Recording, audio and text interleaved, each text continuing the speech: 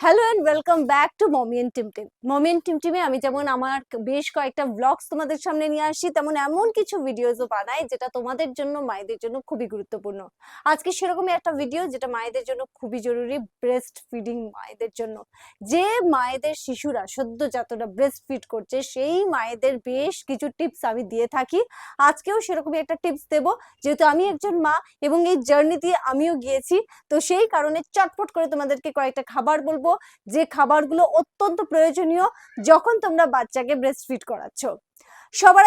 সবার আগে খাবারটা হচ্ছে, সেটা হলো মাংস। প্রোটিন ভীষণ জরুরি, চেষ্টা করবে চিকেন বেশি খাওয়ার। আর সবসময় চর্বি ছাড়া যে মাংসগুলো, সেই মাংসগুলোই কিন্তু খাওয়া প্রয়োজন রয়েছে মায়েদের।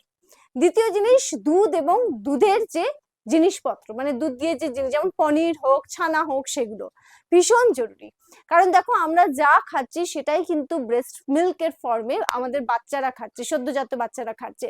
সুতরাং আমাদের খাওয়া দাওয়ার দিকে ভীষণভাবে গুরুত্বপূর্ণভাবে নজর রাখতে হবে। আমরা যে খাবারটা খাচ্ছি, যত ভালো খাবার খাবো, ভালো মানে ভালো মন্দ নয়, যেটা ভিটামিন রয়েছে, প্রোটিন রয়েছে, যেগুলো দরকার আর কি, সেগুলো খাবো, ততটাই কিন্তু ব্রেস্ট মিল্কের ফর্মে সেই খাবার, সেই গুণগুলো, প্রোটিন ভিটামিনগুলো আমাদের বাচ্চার অব্দি পৌঁছবে।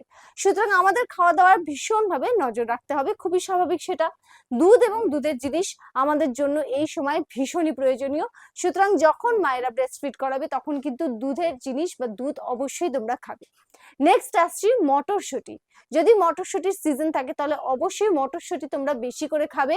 এটা করে কিন্তু ভীষণ প্রয়োজন এবং শরীরে ভীষণ পুষ্টি দেয়, যে পুষ্টি আমাদের যে সদ্যজাত বাচ্চারা মায়ের দুধ খাচ্ছে সেটার জন্য কিন্তু ভীষণই জরুরি।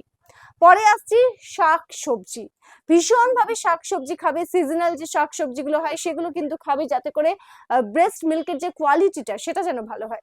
মনে রাখবে যে ব্রেস্ট মিল্কের যে ফ্লো এবং কোয়ালিটি, এটা কিন্তু ভীষণই সদ্যজাতর জন্য দরকার। কেমন ধরনের, কেমন মানের ব্রেস্ট মিল্ক তোমরা তোমার বাচ্চাকে দিচ্ছ, সেটা খুবই জরুরি।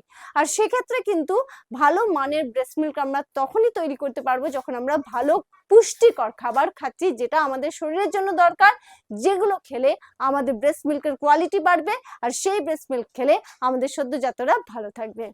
তারপরেরটায় আসছি ফল। খুব ভালো করে সিজনাল, এখানেও তাই, যে সময় যে ফলটা রয়েছে সেটা খুব ভালো করে তোমরা খাবে।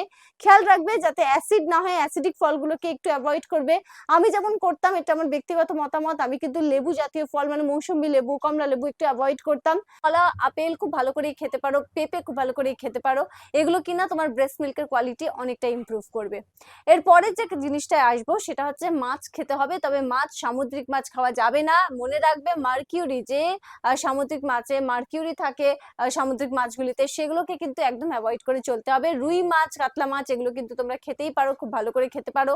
আর এরপরে ডাক্তারের সাজেশন তো সবসময় রয়েছে যে কোনটা খাবে কোনটা খাবে না। এই ভিডিওটা তোমাদের কতটা উপকারে লাগলো অবশ্যই আমাকে কমেন্ট করে জানাবে। আর দেখতে থাকবে Mommy and Tim Tim, subscribe করবে। এখানে আমি ব্লগসও দেখাই, আবার মায়েদের, বাচ্চাদের কেয়ারের জন্য যা যা ভিডিও দরকার সেগুলো কিন্তু দেওয়ার চেষ্টা করছি।